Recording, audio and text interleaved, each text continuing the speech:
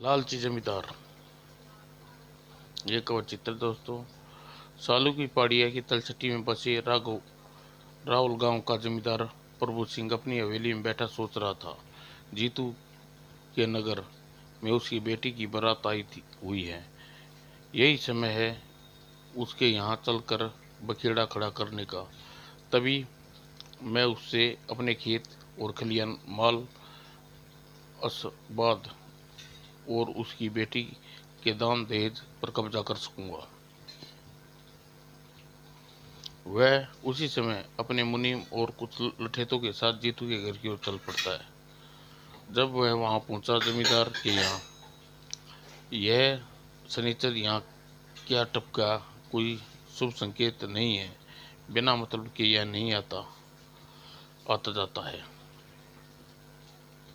जमींदार के वहां आने पर खबर सुनकर जीतू दौड़ा आया।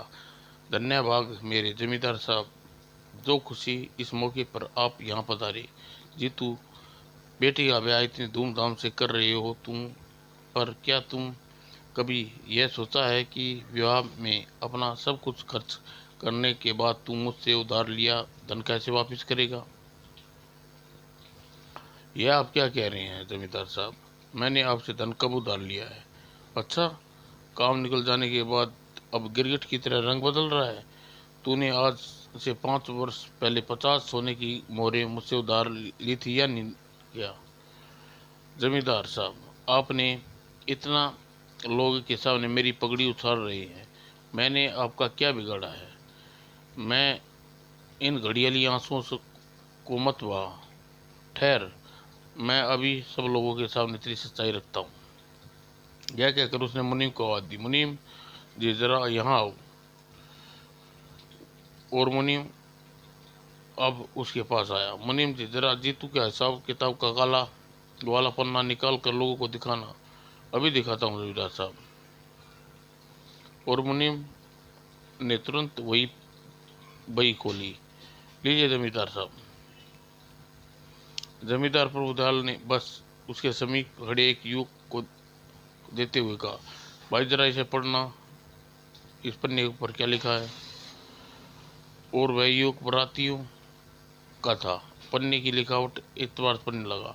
मैं जीतू निवासी राहुल गांव पूरे होशो हवास इबारत लिखता हूँ कि जमींदार साहब से 50 सोने की मोहर उधार ले रहा हूँ और 6 माह के अंदर अंदर जमींदार साहब का ये मोहरें ब्याज सहित वापस लौटा दूंगा। अगर मैंने ऐसा नहीं किया तो मेरे 6 माह पश्चात मेरे खलियान घर का मालिक जमींदार प्रभुदयाल होगा। नहीं नहीं, यह झूठ है। मैंने कभी जमींदार साहब से उधार नहीं लिया है था। इस पन्ने पर लिखी इबारत के नीचे जो अंगूठा का निशान है वह झूठा है क्या जीतू? अरे कुछ तो भगवान से डरो। नहीं जमींदार साहब, क्या बात कर रहे हो? क्या प्रमाण है? इस पन्ने पर अंगूठे का निशान मेरे अंगूठे का निशान है। अभी इस बात का फैसला हुआ जाता है। जमींदार के कहने पर मुनीम ने जीतू जीतू के आगे जीतू के अंगूठे की स्याही लगाई और पश्चात जीतू की स्याही अंगूठे तुम पन्ने पर अंगूठे का निशान के पास अंगूठे का निशान लगा दो। जीतू ने ऐसा ही किया, लेकिन जमींदार ने लोगों को वही वही दिखाते हुए कहा, अब आप लोगों इसी बात का फैसला कर लीजिए कि वही का इस पन्ने पर दोनों अंगूठे के निशान जीतू के हैं या नहीं। लोगों ने जब उस निशानों को ध्यान से देखा, अरे ये दोनों निशान तो जीतू के अंगूठे के निशान है। हाँ, क्या? फंस गया बेचारा जीतू जमींदार की चाल में। अब यह जमींदार के पंजे से नहीं बच पाएगा। और जीतू तो सपने में भी नहीं सोचा पाएगा कि भाई पर मैंने उसके अंगूठे के निशान होली वाले दिन उस समय लिए थे जब वह भांग के नशे में चूर मेरी हवेली में नाच रहा था। और अरे जीतू को क्या हुआ? तो धड़ाम, अरे जीतू की सांस नहीं चल रही। अरे जीतू मर गया क्या? और वो क्षण भर में जहाँ पहले खुशी का माहौल था अब वहाँ उदासी छा गई। बेचारा बेचारा चल बसा। यहाँ जीतू के जूठे आदमी यहाँ से जीतू जैसे झूठे आदमी की बेटी से नहीं करना मुझे विवाह। और इसी समय बारात दुल्हन के वापस लौट गई और बारात नाव में बैठ नदी के दूसरी ओर जाने के लिए नाव पर चढ़ी। उस समय बारात में आया एक किशोर तट पर सोच रहा था, बेचारी दुल्हन ने किसी का क्या बिगाड़ा है, उसकी इतनी दुनिया लुट गई है। और बारात नाव में चढ़कर कब की वहां से रवाना हो गई। वह बेचारा डूबा था, किशोर तट पर क्यों बैठा है। अब उस दुल्हन का क्या हुआ, कौन करेगा उससे अब आनंद से विवाह। और इसी विचारों में था कि तभी छबाक और किशोर की निंद्रा टूटी। अरे यह तो कोई नदी में डूब रहा है, उसे बचाना चाहिए। अगली पल और सिर दिए डूबने वाली के पास पहुंचा। अरे यह तो दुल्हन के वस्त्र में पहने हुई है। और फिर सिर दिए लड़की का हाथ पकड़ा और जल्दी ही वह तट के दूसरी तरफ आ गया। और तट के पास पहुंचकर, बू, मुझे बचा क्यों लिया, मैं मर जाने देता है। कौन हो तुम और इस प्रकार जान क्यों देना चाहती हो। जिस दुल्हन की बारात वापस लौट जाए, जिस बेटी का बाप भरी बरादरी में पगड़ी उछाल दी जाए, वह जान ना दे तो क्या करे। ओह, तुम तो जीतू काका की बेटी सरला हो। हाँ, मैं वह आ बहन में मेरे बाप में मरे गए गांव में कोई नहीं है जो किसके सारे जीऊंगी। ऐसा नहीं कहो सरला, मैं तो हूँ। सरला, मैं तुम्हारा सहारा बनूंगा, तुमसे ब्याह करूंगा। क्या सच।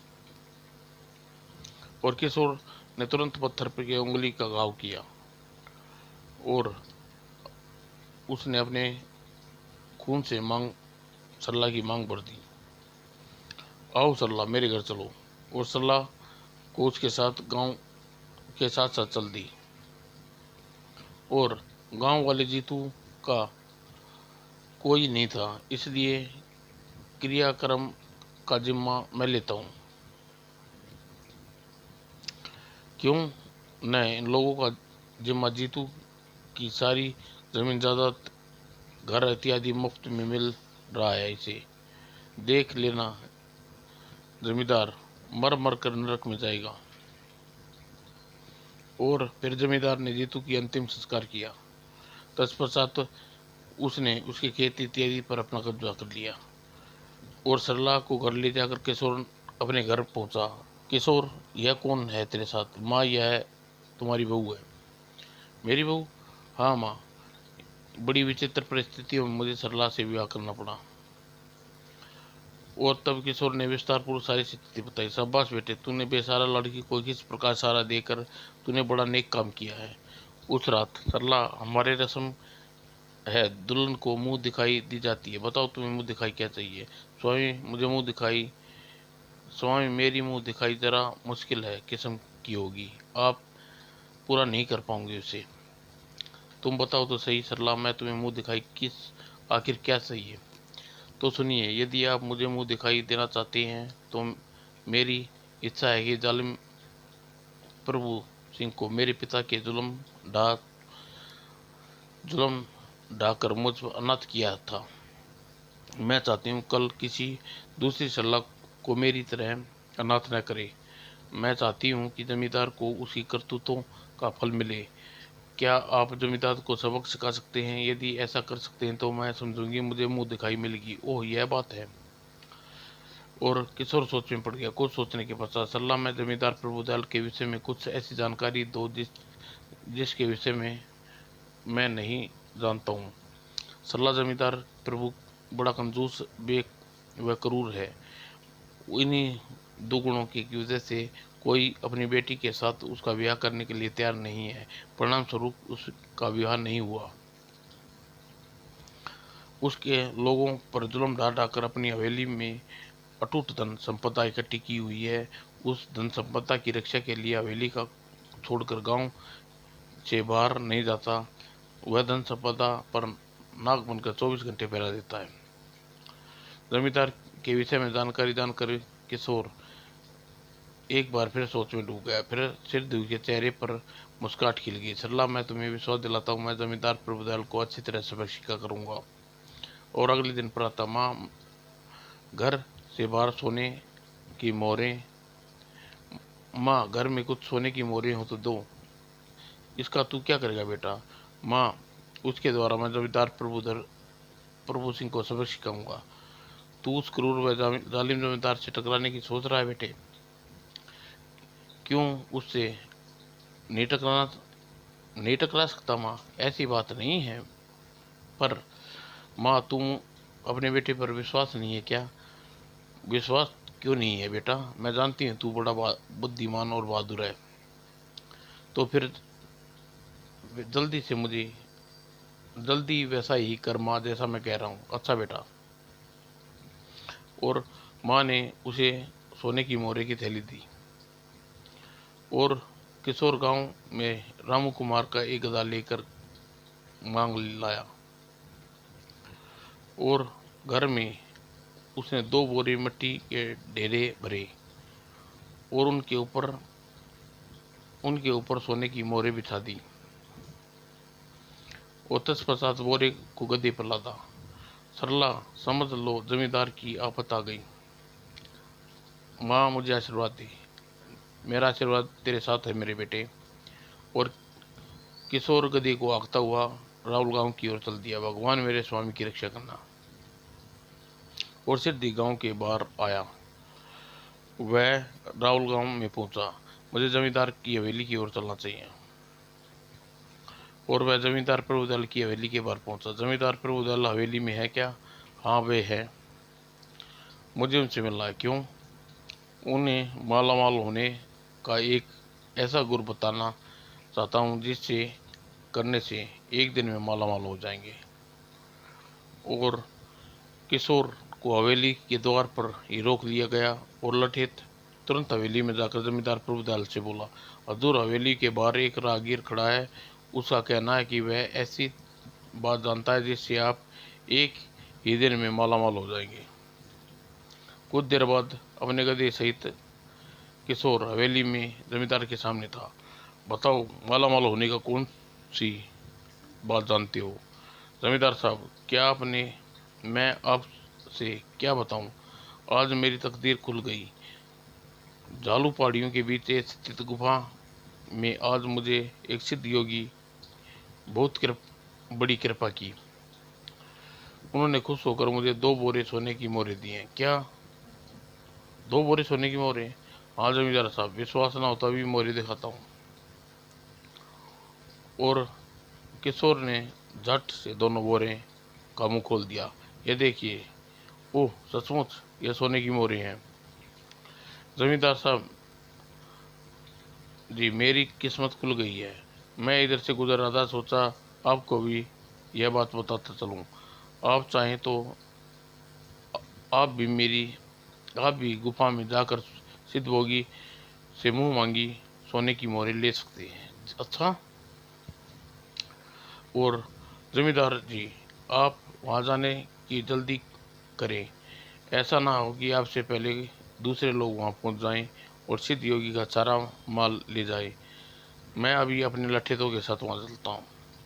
नहीं जमींदार साहब, ऐसी गलती कभी ना करना। आपको वहां बिल्कुल अकेले जाना है।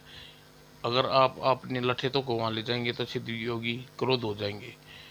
ओह, कोई बात नहीं, मैं अकेला ही वहां चला जाता हूँ।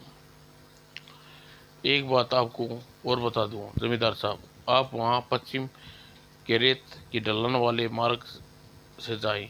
उस ओर से गुफा में जाने से बहुत ज़्यादा मेहनत करनी पड़ती है। सिद्ध योगी इससे बहुत प्रसन्न होंगे। वह समझ जाएंगे कि आप परम भगत हैं, कठिनाइयों से नहीं डरते। इसी तरह लौटते समय पूर्वी मार्ग से आइए और ऐसा करने से आपकी आपकी पीठ सिद्ध योगी के सामने नहीं होगी। यह देखो, सिद्ध योगी जान जाएंगे कि आप कितना सम्मान करते हैं। अरे भाई, तुम मेरे परम हितैषी निकले, वरना ऐसी बात कौन किसी को बताता है। अच्छा जमींदार जी, मैं चलता हूँ। ठीक है। और किशोर हवेली से बाहर निकला। मुझे जमींदार से पहले झाड़ू पहाड़ियों की स्थित गुफा में जाकर अपनी योजना का अगला चरण पूरा करना है। वो वह तेजी से गधे को हाँकता हुआ पहाड़ी की ओर चल दिया। दूसरी ओर अब मैं 2 गधे और खाली 4 बोरे लेकर सिद्ध योगी के पास जाऊंगा। और जब वह गधों के साथ हवेली से बाहर निकला, देखो मैं हवेली से पूरी चौकसी रखना, एक महत्वपूर्ण काम से जा रहा हूँ। अच्छा मालिक। और पहले तो कभी ऐसा नहीं हुआ, जमींदार साहब जहाँ भी जाते थे हमें साथ कर लेकर जाते थे। आज अकेले क्यों जा रहे हैं? लेकिन ये कहाँ जा रहे हैं, वह भी 2 गधों के साथ? और छोटे रास्ते से तय करता हुआ किशोर झाड़ू पहाड़ियों की तलहटी में पहुंच चुका था और गधे को उसने एक जगह पर छिपाया और सिर दी। अब मुझे गुफा में चलकर बैठना चाहिए, न जाने कब जमींदार आ जाए। वह छोटे और सरल रास्ते से उस पर सिर दी गुफा में पहुंच गया था और गुफा में पहुंचकर और 2 गधों को हाँकता हुआ जमींदार प्रभु पहाड़ी पर पहुंचा। अब मुझे पश्चिम की रेतीली ढलान के ऊपर से चढ़ना चाहिए और दोनों गधे को वहीं छोड़ जमींदार पश्चिमी दिशा की ओर पहाड़ी पर चढ़ा। उफ आ और कराता हुआ जमींदार जैसे तैसे उठा, फिर ऊपर चढ़ने की कोशिश करने लगा और दोबारा हाय मर गया रे। और उस ढलान पर रेतीले रास्ते से तय करता हुआ गुफा के द्वार पर पहुंचा तो लहू लुहान हो चुका था। मेरी दुर्दशा देख निश्चित ही सिद्ध बाबा मुझे प्रसन्न हो जाएंगे। और वह गुफा में पहुंचा। आ गए प्रभु। ओह, सिद्ध योगी मेरा नाम भी जानते हैं। सिद्ध योगी, मैं आपके पास कुछ इच्छा लेकर आया हूँ, मेरी इच्छा पूरी कीजिए। अपना दायां हाथ आगे करो। और जमींदार ने उसका दायां हाथ आगे किया और बढ़ाया। आओ मेरे साथ गुफा के बाहर आओ। और जमींदार ने अनुसरण किया। नीचे की ओर देखो। और जमींदार नीचे देखने लगा। जा अपने किए पापों का प्रणाम भुगत। और नीचे जमींदार के प्राणस्त हो गया। जमींदार, तेरे लठे तेरे साथ होते तो मुझे इतनी आसानी से मौत मारना संभव नहीं था। और किशोर ने जट योगी का वेश उतारा और उसने गधे को पुनः राहुल की ओर चल पड़ा। आज एक बुराई का अंत हो गया। राहुल के गांव वालों को चैन की सांस लेंगे। और राहुल पहुंचकर गांव वालों के एक स्थान पर इकट्ठा थे। भाइयों, क्या बात हुआ? किसी राक्षस का नाम बता रहे हो? हमारे गांव में एक राक्षस है जिसका नाम प्रभु सिंह है। वह राक्षस बहुत निर्दोष लोगों को अपने जाल में फंसाकर मौत के घाट उतार चुका है। तो सुनो, आज वही प्रभुदयाल नाम राक्षस मौत के घाट उतर चुका है। जमींदार मर गया? जमींदार प्रभु मर गया? हाँ भाइयों, झालू पहाड़ियों के नीचे ही वह मरा पड़ा है। लेकिन वह राक्षस वहाँ पहुँचा कैसे? उसके लठेतों को मरने कैसे दिया? तब किशोर ने विस्तारपूर्वक गांव वालों को सारी बात बताई। इस प्रकार चतुराई से काम लेते जमींदार को मारा। तुम धन्य हुई हो। अब मेरी बात ध्यान से सुनो। जमींदार के लठेत अभी जीवित हैं। हम सब मिलकर उन्हें यमलोक पहुंचाते हैं।